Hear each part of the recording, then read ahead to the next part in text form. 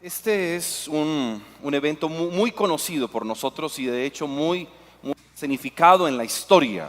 Hemos visto dramatizados muchas películas y en algunos lugares del mundo, el domingo pasado precisamente, se hizo todo un montaje, toda una escenografía para volver de alguna manera a revivir ese momento. La Biblia, cuando habla de ese evento, la ha titulado La entrada triunfal a Jerusalén. Pero cuando miré el título y luego hago una observación del texto, me surgió una pregunta. ¿Fue esta entrada triunfal realmente un triunfo? Una pregunta para que podamos reflexionar. ¿Fue esta entrada triunfal realmente un triunfo? Y creo que el texto nos permitirá entender si fue un triunfo o no. Si lo que se denomina como entrada, se titula como entrada triunfal, realmente fue algo en lo cual se ve un triunfo. De hecho, es una entrada triunfal que en su momento nadie supo interpretar. Vemos diferentes escenarios, vemos diferentes grupos en lo que acabamos de observar, pero miraremos ahora que ninguno de ellos supo interpretar lo que estaba sucediendo. Ninguno, excepto Jesús, entiende lo que en ese momento está sucediendo. Y quiero que volvamos ahora al momento, pero lo vamos a leer. Y observemos otra vez, ya leyendo el texto, los detalles. Leamos el Evangelio de Juan en el capítulo 12, del versículo 12 hasta el versículo 19. Y seguimos juntos la lectura y dice así. Al día siguiente, después de haber recibido una cena en su honor, después de haber comido en la casa de unos grandes amigos, dice que al siguiente día muchos de los que habían ido a la fiesta se enteraron de que Jesús se dirigía a Jerusalén. Tomaron ramas de palma y salieron a recibirlo, gritando a voz en cuello: Hosana, bendito el que viene en el nombre del Señor, bendito el Rey de Israel. Jesús encontró un burrito y se montó en él, como dice la Escritura. No temas, oh hija de Sión, mira que aquí viene tu rey. ¿Quién viene? Mira que aquí viene tu rey, montado sobre un burrito. Al principio sus discípulos no entendieron lo que sucedía. Solo después de que Jesús fue glorificado, se dieron cuenta de que se había cumplido en él lo que de él ya estaba escrito. La gente que había estado con Jesús cuando él llamó a Lázaro del sepulcro y lo resucitó de entre los muertos, seguía difundiendo la noticia. Muchos que se habían enterado de la señal realizada por Jesús salían a su encuentro. Por eso los fariseos comentaban entre sí: ¿cómo pueden ver? Así no vamos a lograr nada. Miren cómo lo sigue todo el mundo. Visto en escena y de alguna manera leído, pareciese ser un bello momento. Sin embargo, es un evento cargado de emociones del pueblo. Es un evento donde se ve la ignorancia de los discípulos, pero también es un evento donde se deja ver el odio de los fariseos y de los sacerdotes principales en la cultura o religión judía. Pero para cumplimiento de lo escrito siglos antes, el texto afirma: viene tu rey. Y así he titulado la reflexión de esta mañana: viene tu rey. Esa es la declaración que hizo el profeta tiempo atrás. Y eso es lo que Jesús quiere que se note en ese escenario, que se afirme de viene tu rey. Ahora, vemos que hay una multitud, vemos que hay discípulos, vemos que hay un grupo religioso. El video también nos permite ver un grupo subversivo del hombre que sale al encuentro. Sin embargo, hagámonos esta otra pregunta: ¿qué había en la mente de quien viene montando el burrito? Porque uno ve la algarabía, ¿no? Todo lo que se ve. Y era algarabía porque no era solamente el pueblo de Jerusalén. Recuerde que estaba cerca la fiesta de la Pascua. Eso significaba que venían judíos de todos los lugares del mundo existente a celebrar la Pascua. Literalmente Jerusalén quedaba abarrotada de personas. No había dónde realmente la gente poder hospedarse. Era mucha la gente que llegaba. Y en ese gentío y en ese alboroto viene un hombre que decidió en medio de la algarabía montarse en un burrito y entrar en un burrito a Jerusalén. Pero la pregunta es, ¿qué habría en la mente de él? ¿Qué habría en la mente de Jesús? ¿Qué habría en su corazón? ¿Es un rey que viene? ¿Es un rey que entra? Pero escuchen bien, pero lo que hay en el corazón de Jesús no corresponde al evento, pero sí corresponde al tiempo espiritual que Israel como tal estaba viviendo. Y aquí creo que hay un principio, pues es importante que tengamos en cuenta. Los eventos humanos generalmente no están alineados con los tiempos divinos. ¿A qué quiero ir con esto esta mañana? Que lo que el pueblo como tal está celebrando es tan distinto a lo que hay en el corazón de Jesús. Lo que los religiosos del momento están temiendo es tan diferente a lo que hay en el corazón de Jesús. Aún lo que los discípulos mismos están disfrutando es tan diferente a lo que hay en el corazón de Jesús. Y para poder entender qué había en el corazón de quien viene montando ese burrito, en medio de la gente que tira sus mantos sobre el camino, en medio de todos los discípulos que se entusiasmaron y dice que ellos comenzaron a alabar a Dios por todos los milagros que se habían hecho, y ellos gritaban y la gente empezó a gritar: bendito el Rey que viene en el nombre del Señor, Hosana, paz en el cielo y gloria a Dios en las alturas. También fue parte de lo que la multitud gritó. Sin embargo, Lucas escribe algo respecto a Jesús. Lucas nos cuenta que había en el corazón de Jesús. Lucas nos dice que había en el corazón de quien venía montando en el burrito. Y se lee así en Lucas capítulo 19, versículo 41. Noten lo que había en el hombre que venía montando el burrito. Noten lo que había en el hombre que es el rey. Cuando se acercaron a Jerusalén, Jesús vio la ciudad y lloró por ella. Y dijo: ¿Cómo quisiera que hoy supieras lo que te puede traer paz? Pero eso ahora está oculto a tus ojos. Te sobrevendrán días en que tus enemigos levantarán un muro y te rodearán y te encerrarán por todos lados. Te derribarán a ti y a tus hijos dentro de tus murallas. No dejarán ni una piedra sobre otra, porque no reconociste el tiempo en que Dios vino a salvarte. Porque no reconociste el tiempo en que Dios vino a salvarte. Vamos a la escena de nuevo. La gente grita, los discípulos gritan, los religiosos están furiosos y Jesús está llorando.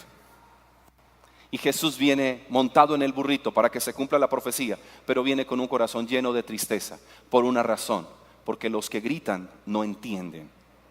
Porque para ellos es simplemente un evento. Y Jesús dice: era el tiempo de la visitación de Dios, pero ustedes no lo lograron realmente comprender. Ahora, entonces, ¿por qué entonces entró como tal? La Biblia dice: para que se cumpliese la escritura. Entró no en un caballo, porque generalmente quienes entraban en caballos eran los oficiales del ejército, que de alguna manera mostraban su victoria en la guerra. Pero él toma no un asno, sino en la versión Reina Valera dice un pollino de asno, es decir, un asno que nadie ha montado todavía, que es muy joven. Y eso para simbolizar de alguna manera la actitud del corazón de quien lo monta. Venía en una actitud pacífica, venía en una actitud de mansedumbre, no venía a mostrarse como tal, no venía sencillamente a descrestar a los demás. Venía para enseñarle al pueblo el plan de Dios, pero el pueblo nunca lo entendió. Y creo que es interesante cuando vemos el texto, porque eso sucedió allá, pero saben que esto sigue sucediendo hoy. Esto sigue sucediendo hoy. Y cuando miramos, si viene un rey, si viene tu rey, porque si yo les pregunto esta mañana, ¿quiénes de ustedes creen que Jesucristo es rey? Bueno, la mayoría.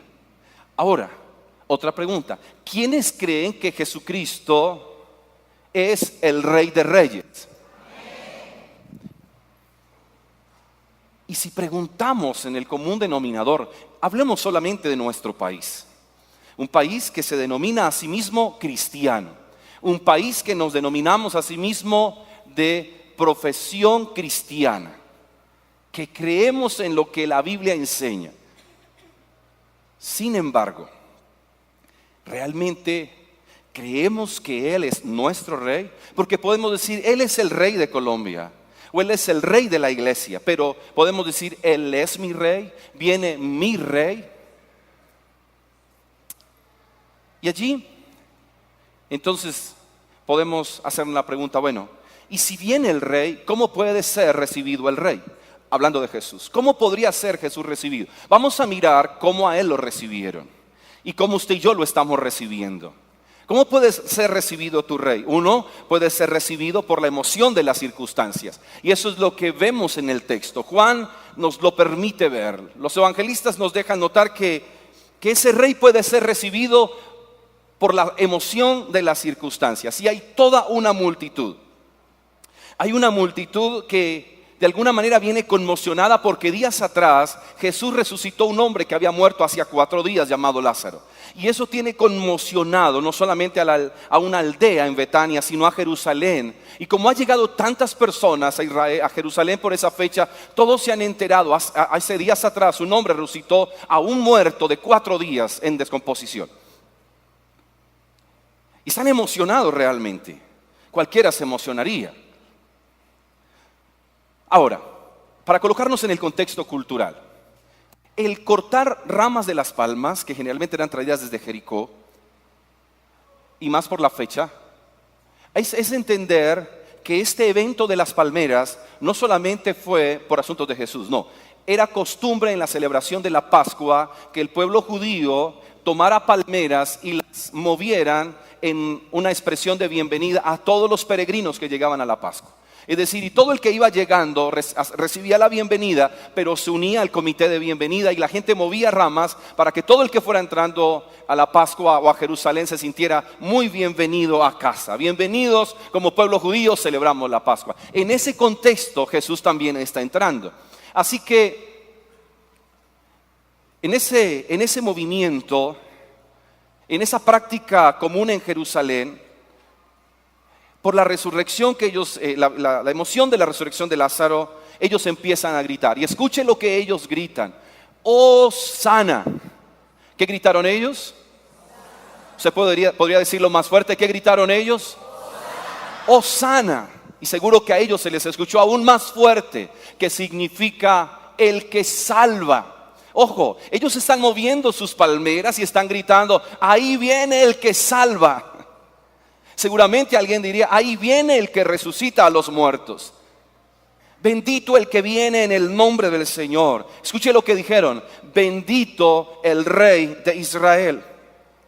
Pero también el texto que vamos a leer dice que todos los que habían visto o habían estado el día de la resurrección, ellos difundían la noticia esa. A todo el que veían le contaban, hay un hombre aquí, judío, que resucita muertos. Y como difundían la noticia en el texto, podríamos también entender la novelería que se creó alrededor de. Y muchos que no vieron la resurrección se unen a la multitud y de alguna manera ahí está en el texto el ser arrastrados por la mayoría, que gritan eufóricamente, Hosana, el que salva, bendito el que viene. De una multitud, escuche, que creyó solo en el momento. Es decir, la emoción de ver todas las palmeras, la emoción de ver multitudes, a ellos también los emocionaba demasiado. Pero es que es esa misma multitud que aquí está gritando tan fuerte, es esa misma multitud que aquí está alzando su voz y moviendo ramas y tirando los mantos al piso. Escúchelo, son los mismos que tiempo después y muy corto, ¿sabe qué están haciendo? Están gritando. ¿Y sabe qué están gritando? Crucifíquenlo. Esos mismos que aquí dicen Hosana, ahora están diciendo que lo maten. Déjennos ver el espectáculo de su muerte. Merece morir. Pero ¿acaso no resucitó? ¿Acaso no sanó enfermos? ¿Acaso no los alimentó en alguna ocasión? No, esos mismos que ahora están con otra emoción. Aquí emocionados por la resurrección, aquí emocionados por ver sangre. Porque maten a ese que viene a alborotar al pueblo. Wow, el que hace milagros ahora se convirtió en un alborotador de multitudes. Esos gritos de exaltación fueron cambiados por gritos colectivos de deseos de muerte. Los que corren con palmeras aquí ahora corren con un odio colectivo. Wow. Los que en un momento determinado podría parecer se están rindiendo ante Jesús, realmente nunca estuvieron rendidos. Viene un rey y podemos emocionarnos tanto y recibirlo por emoción. Pero el desafío es, más que una emoción, debe ser una convicción. ¿Le exaltamos porque nos emocionamos o le exaltamos porque estamos convencidos? Y si bien somos emotivos, es muy importante que usted y yo recordemos algo. Jesús no vino para manosear nuestras emociones. Él vino para enseñarnos que Él es el camino al Padre, que es la vida que tiene como destino la eternidad con Dios, y que Él es la verdad que nos transforma y que nos da libertad. Y ese es el Evangelio. Ese es el Evangelio. Que Cristo vino para enseñarnos que Él es el camino al Padre, que Él es la vida que tiene como destino la eternidad, y Él es la verdad que puede transformar nuestro corazón y puede liberarnos de aquello que no nos permite vivir la vida que Dios quiere que vivamos. Esa vida con la que muchos viven, una vida llena de agonía, una vida en la que no se encuentran consigo mismo, una vida de desespero, una vida de frustración. Cuando nos encontramos con Cristo, Cristo viene y tiene el poder de venir y liberarnos de aquello que no nos permite disfrutar la vida y vivir la vida. Sí, el gran problema es que muchos solo lo aceptan en un contexto de emociones y nada más. Pero podemos vivir por convicciones. Alrededor del mundo, el domingo pasado, multitudes salieron otra vez a recordar ese evento. Pero solo pienso en el hecho de, ¿se hizo por emoción o una convicción? ¿Se hizo como práctica religiosa o realmente entendemos que vino el Rey y que vino exactamente para gobernar nuestras vidas? ¿Cómo puede ser recibido el Rey? Y aquí viene otro grupo que nos dice que ese Rey puede ser recibido por el desprecio de los que saben pero que no creen. Y sería el segundo auditorio que está allí. Recibido por el desprecio de los que saben, pero que no creen. Y ahí están los religiosos, los fariseos. Escuche bien. Uno podría tildar a esa multitud tan emocionada y decir que son tan ignorantes. Es que se dejan arrastrar, se dejan masificar, se dejan manipular las emociones. Pero hay otro grupo de los expertos, de los que saben, de los que han ido a la academia, de los que han estudiado, de los que tienen la capacidad de interpretar la Torá y los que tienen una habilidad de enseñar, que se han ganado un prestigio social, un prestigio religioso y un prestigio económico. Ahí estaban los sacerdotes principales, ahí estaban los fariseos, muy reconocidos por la sociedad judía, muy respetados. Y ellos también nos pueden mostrar a nosotros cómo Jesús puede ser recibido, no en emociones, sino con desprecio.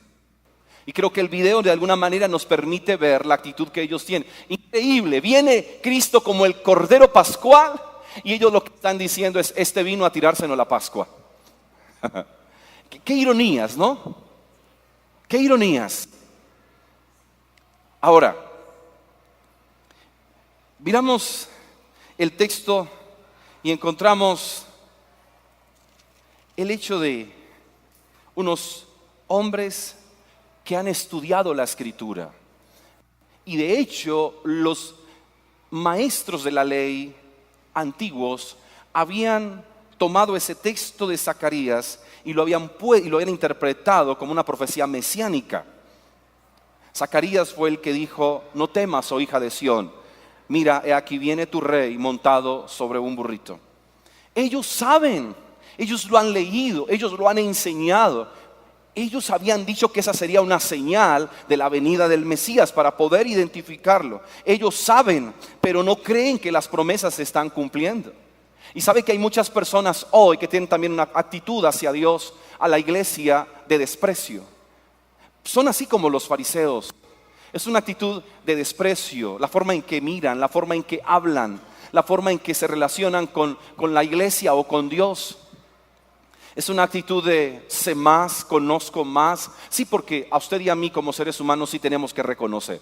Los títulos se nos suben a la cabeza. La posición se nos sube muy fácil a la cabeza. Cualquier dinero que podamos ganar extra se nos puede subir a la cabeza. Y a estos hombres también, eso se les había subido a la cabeza. A tal punto que miran a Jesús y dicen, qué hombre tan bruto, tan ignorante. Y lo ven tan ignorante que lo único que quieren es matarlo. Wow, los espirituales tratando de matar al Mesías. Es ese deseo de acabar con él. Dice, pero la gente cree. No, la gente tampoco creía. Es esa misma gente que con ellos se unen luego para matarlo. Ellos buscan matar en quien se cree. Pero también el texto nos dice que aún quieren matar las personas en las cuales Dios se manifiesta. Dios se había manifestado en Lázaro. Y por eso el texto anterior nos dice que a Lázaro también lo querían matar. Eso es lo que hace la religión. La religión lo que hace es matar la manifestación de Dios. La religión lo que hace es matar la salvación que viene a través de Cristo. La religión lo que viene es a distraernos de Cristo.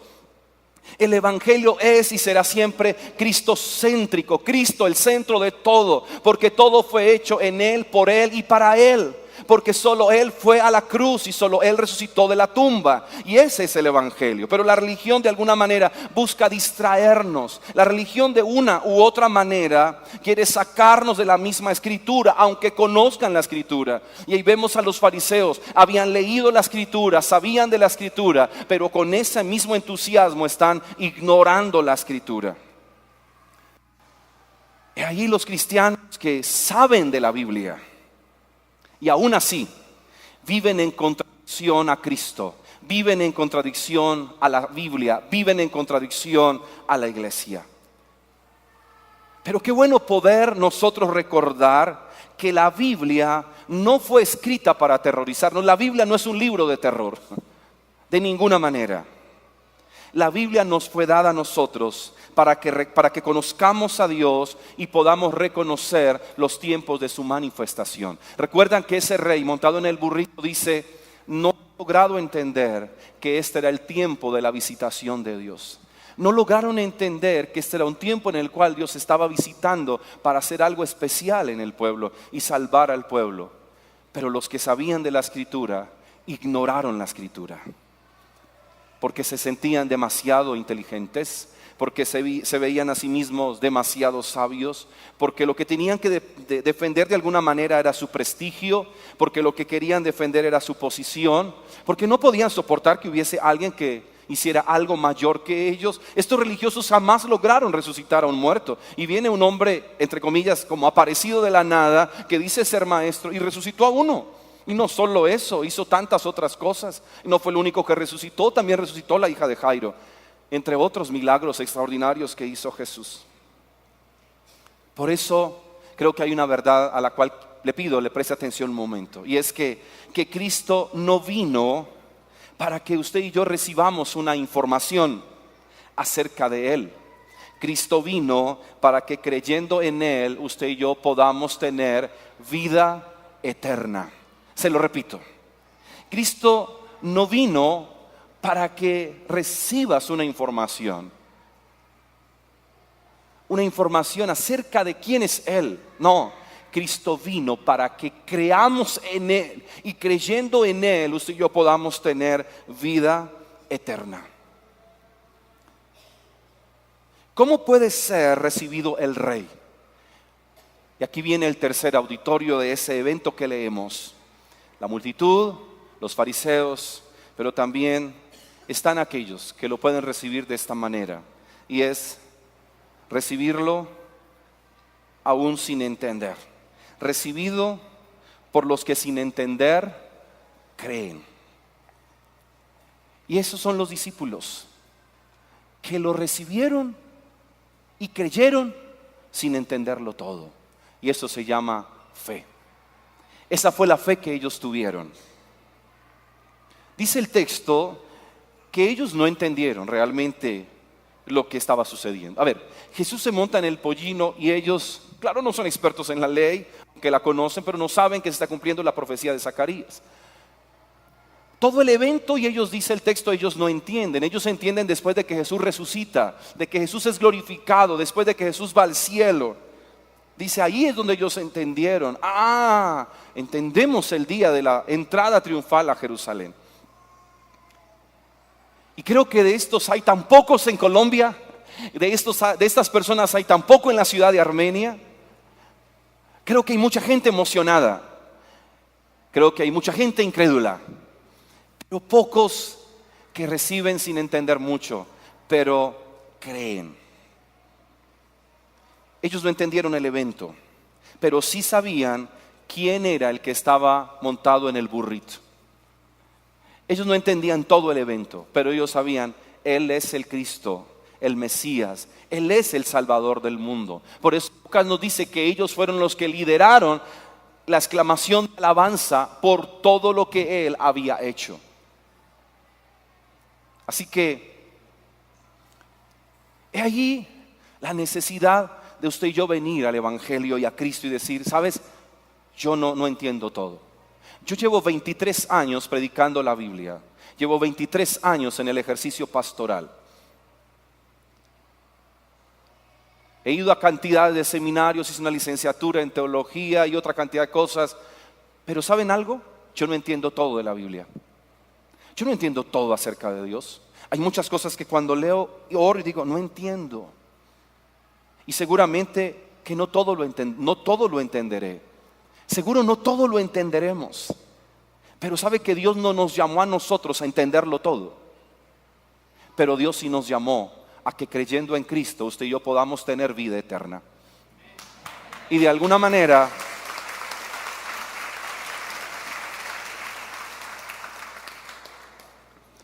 en mi ejercicio como papá veo a Isabelita muchas veces obedecer cuando está de buen humor. Entonces ella dice, yo soy una niña obediente. Pero cuando no está de buen humor, ella quiere contrariar a papá y a mamá.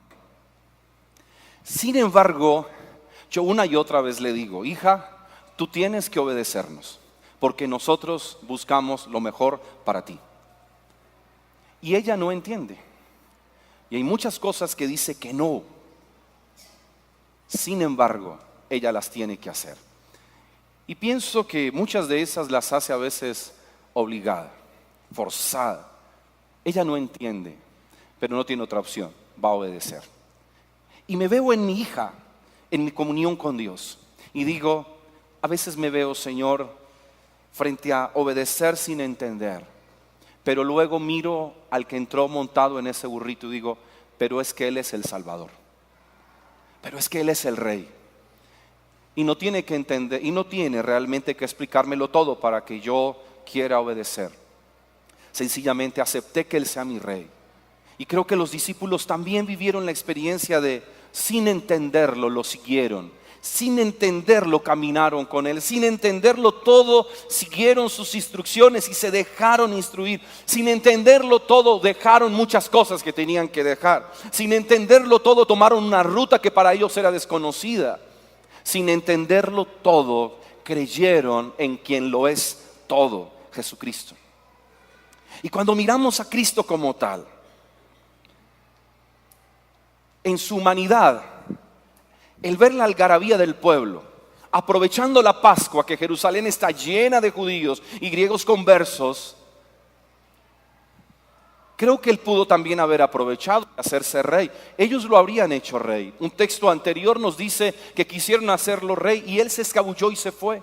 Sin embargo, aquí Él pudo hacerse rey. Él pudo decirle al pueblo, sí, yo soy el rey. Vine para que se cumpla la profecía de Zacarías. Vamos, háganme rey. Y se alborota el pueblo. ¿Y quién pararía una multitud? Ni los fariseos ni el mismo ejército romano lo habría logrado. Pero creo que hay una verdad implícita valiosísima para nosotros. Y es que pudo hacerse rey por medio de movimientos humanos. Sin embargo, Jesús decidió el camino de la cruz y los clavos porque Él sabía algo importante. Y es que sin cruz no hay perdón para el ser humano. Y sin cruz no hay salvación para nosotros, que de una u otra forma, por estar separados de Dios, estamos bajo juicio de Dios o condenación de Dios. Jesús lo sabía. Así que Él decidió, como dice Max Lucado, decidió por la cruz y los clavos. Sí, porque sabía, lo repito, que sin cruz no hay perdón. Y sin cruz no hay salvación. Y al reunirnos esta mañana, creo que es importante que recordemos esta verdad. Y vamos cerrando aquí, y quiero que de nuevo captar su atención para decirle algo importante. Y es, Jesús no vino para manosear sus emociones. Jesús no vino sencillamente para que usted tenga una información o un concepto un tanto relevante de Él. Jesús vino para decirnos que el que cree en Él puede tener vida eterna. Y aquí en la tierra una vida con propósito. Cristo vino y se ofreció como el Rey de nuestras almas. Para ellos vino a ofrecerse como Rey de sus almas, pero ellos no lo aceptaron. ¿Saben por qué? ¿Saben por qué esa multitud que aquí grita a favor de Él, luego están gritando en contra de Él? Ellos querían un rey que les diera solución a sus problemas políticos, que los liberara del dominio romano. Ellos lo que querían realmente era un rey que viniera a arreglarles su vida social, su vida económica. Vivían bajo el oprobio del imperio romano. Jesús vino no para liberarlos de asuntos externos, sino para liberarlos en su espíritu. Cristo vino para hacer una transformación en el ser interior de cada uno de ellos, pero ellos no lo aceptaron. Cristo ve una multitud, una nación, una población mundial que tenemos un serio problema que se llama pecado. Ese es el gran problema suyo y mío. Somos pecadores y la Biblia dice que por cuanto hemos pecado estamos destituidos de la gloria de Dios. Pero Cristo vino a darle solución a ese problema del pecado y vino a señalarnos la necesidad de que usted y yo vengamos a Él en arrepentimiento y profunda conversión para decirle, sí, yo quiero que tú seas mi Rey. Que Cristo está aquí hoy con nosotros y podemos decirle, venga tu reino a mi vida. Podemos decirle, sí, ven tú y sé mi Rey. Hágase tu voluntad en mi vida, como también se hace tu voluntad en el cielo. Viene tu Rey y puedes rendirte ante Él por convicción. Porque Él solo se hace rey de quienes aceptan que Él es el Rey. Jamás nos obligará a aceptar que Él es el Rey.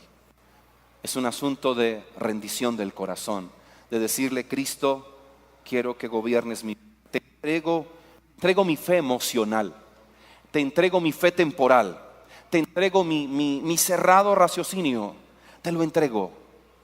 Para venir a decirte hoy, sí, ven tú y sé mi Rey.